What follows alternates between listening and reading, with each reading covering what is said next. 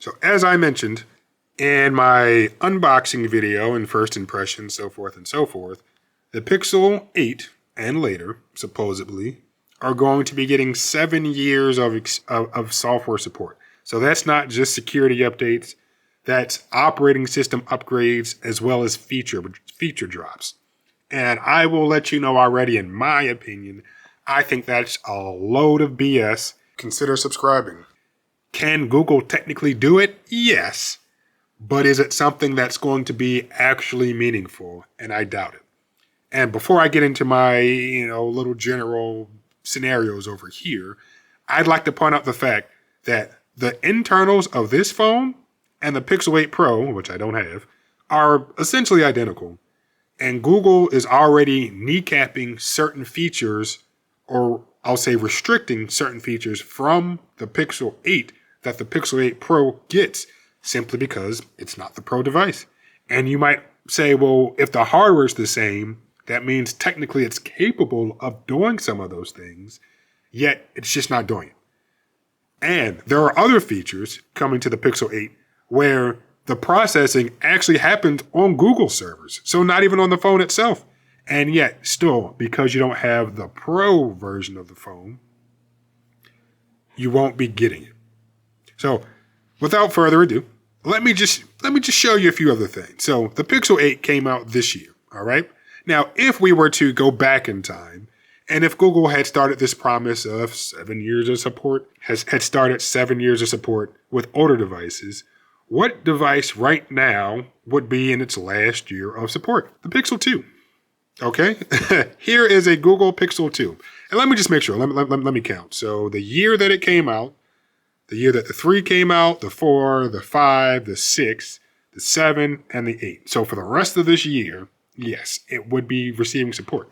And even though I use this phone almost on a daily basis, as I use it as a gym phone, it's not something that I would want to use as my daily driver. Yes, I'm still able to do everything that I need to do with it, but it gets to a point with technology that you're just like, well, it's old. I mean, it still works. Yeah, it still works, but it's old. The first thing that I would probably want to do with such a device that's this old is, yes, get a new battery. I probably could find one online and then risk opening the screen, potentially damaging the screen, put the new battery in and go on about my day, simply because I don't know if the back of this comes off. If it did, then yeah, that would be nice.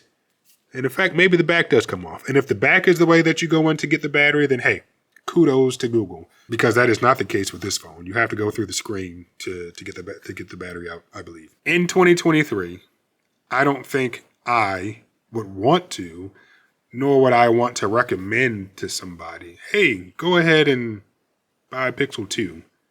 I mean, technically Google still supports it, so why not? So that's my first phone. I'm like, I'm going to pass on wanting to or recommending somebody use this as a daily driver. Another phone that I have, this is a Sony Xperia X Compact. I purchased this phone back in 2016. So yes, that is 7 years ago.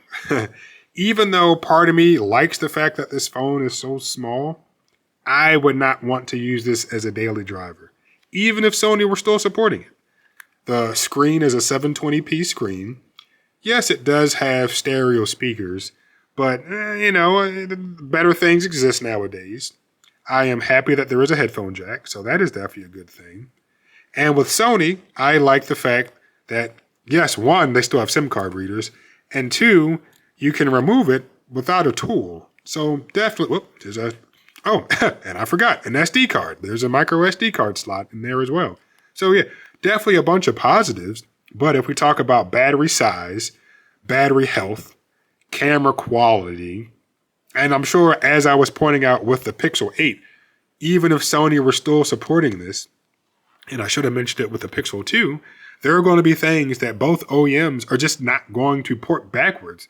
Either one, because they just can't. Like the hardware just literally won't allow you to do that. Or they just choose not to, which is well within their rights. So I'm curious to hear what Google is going to do next year when the Pixel 9 is released. And I want to see, well, what features aren't coming to the Pixel 8. And the last thing that I'll pull out in terms of old devices is the iPhone 6. Now, I know Apple does a good job of supporting their devices. And I also know that even if Apple were supporting devices for 7 years, which I think we've gotten up to 6, I'd have to look back and actually see what was the longest supporting iPhone or the longest supported iPhone. But I did use this for a little while. And I immediately was like, this is not good. I mean, it was great for the time. But in 2023, the iPhone 6 is something that I would not want to use or recommend. And I know we're past 7 years because even 6 plus 7 is 13. And the iPhone 15 came out and there were 2 S versions in there, but there wasn't an iPhone 9. So you do the math, you're still past the 7 years of support time. But even with an iPhone 7 or a 6S, an 8, maybe. But I'm just like, okay, there are other things. And as I pointed out, here is an SE that I was using, came out 3 years ago, almost looks identical. That just has newer features, newer hardware, newer features. And Apple does the same thing.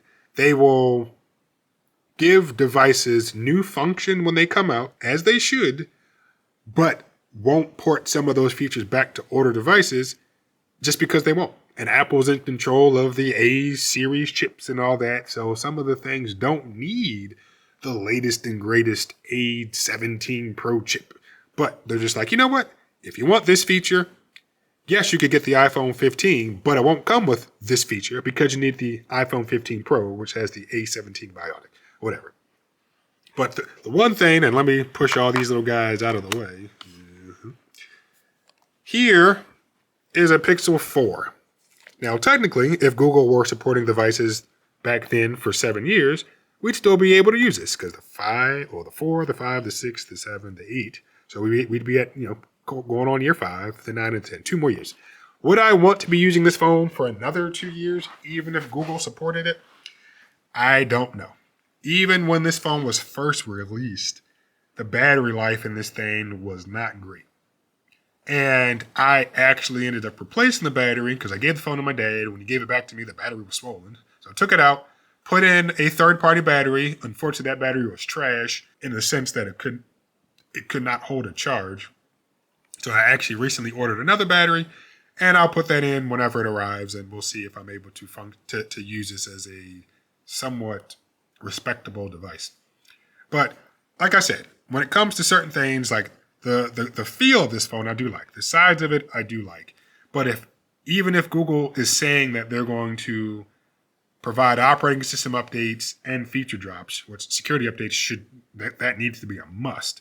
But the operating system upgrades and the feature drops, what aspects of both of those are you not going to include in older devices? And we'll see what happens. Next year, as I said, we'll see what happens when the Pixel 9 comes out. What features come back to the Pixel 8. And in terms of Google being serious about this, in my opinion, looking at it from a hardware standpoint, yes, they have the little fancy graphs on display when they're doing their little keynotes.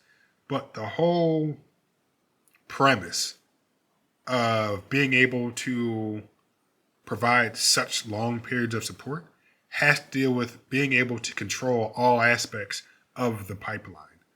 And that really starts, in my opinion, with the chip inside. So for this Pixel 4 and for the Pixel 2, both of these are Qualcomm chips. So Google doesn't control those. With this Pixel 8, there is a Tensor G3 in here. And it's important to see or to hear that you say G3, well, what about 1 and 2? So if Google is controlling the G1 and the G2, why can't Google say, hey, in 2023, we've decided to provide 7 years of support for all Tensor chips. So even though the Tensor G1 and the G2 have already been out for a year and 2 years, we can go back and actually let you current owners know that you have 6 and 5 years of support left. I think that will really show that Google's serious about this, because as plenty of people have pointed out, Google might just change their mind one of these days and be like, yeah, I know we said it, but we didn't mean it, so deal with it. But I think it's going to be interesting, and as you can see, I am a Pixel fan, and not in the sense of, oh, I think they're amazing phones, but like with these trade-in deals, hey, this was great. This I got for $85 because somebody software bricked it, and I was able to force flash a version of Android at that particular time. And I do remember this at retail was originally $800, but Best Buy had it on sale for $300 off. So I said, for $500, I'll give it a try. And I think my dad really did enjoy that. So I most likely will end up getting the Pixel 9. Probably trade this in. And then, yeah, I'll be curious to see what, at that time, current Pixel 8 owners are saying about the device in terms of what Google has or hasn't done to their now 1-year-old device. And the last thing I'll say, because I've talked about these particular phones, at one point in time, I've owned all of the Pixels. Not all of the A's, but all of the, I owned a Pixel 1, I owned a Pixel 1, didn't like it, returned it. Owned a Pixel 2, owned a Pixel 3, that was my favorite Pixel. Owned a Pixel 4, still got it. Had a Pixel 5 briefly, attempted to repair it, didn't work the way that I thought it was going to work. Had a Pixel 6, didn't really like it, traded it in for a Pixel 7, didn't really like it, traded in for a Pixel 8. I also had a Pixel 4a, forgot to mention that one. I really did kind of like that phone. I ended up selling that one on eBay not too long ago.